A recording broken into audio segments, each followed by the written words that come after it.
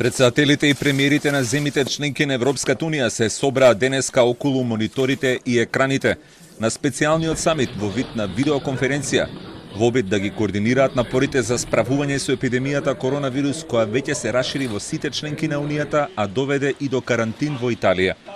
На видеоконференцијата на која учествува и председателите на Европската централна банка Кристин Лагард и на Европската комисија Урсула фон дер Лејен, лидерите дискутираа за најдобрите начини да се координираат во борбата против коронавирусот и неговите економски последици.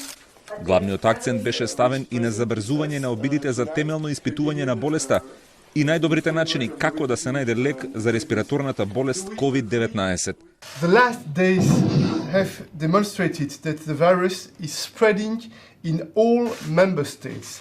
This is a matter for all of us, and let me first express my sympathy for all those citizens who have been affected by this disease, and in particular our sympathy for Italy and for our colleague Giuseppe, whose country has so far been hit hardest and whose measures asked severe personal sacrifices from the Italians. I think we should therefore try to coordinate as much as possible and see where we can do more together, both as regards the disease and its wider economic consequences. Европската комисија соопшти дека во сите 27 земји членки на ЕУ се потврдени случаи на луѓе инфицирани со коронавирусот.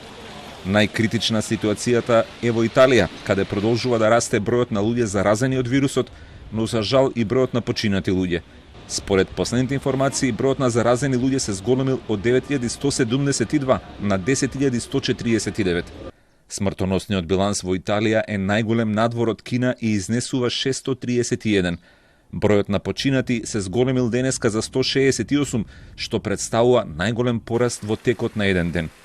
Италија живее и во услови на карантин. Рестораните, баровите и пабовите во Рим денеска се затворија во 6 часот попладне, за да се намали можноста од масовно собирање на луѓето, како дел од мерките за спречување на ширењето на епидемијата. No place to eat now. You know, they had the news on yesterday, but it was all in Italian. I had to turn to English news, but didn't tell me that restaurants were closing at 6. So, no food. За најголем дел од луѓето, новиот коронавирус предизвикува само слаби или умерени симптоми, како покачена телесна температура или кашлица.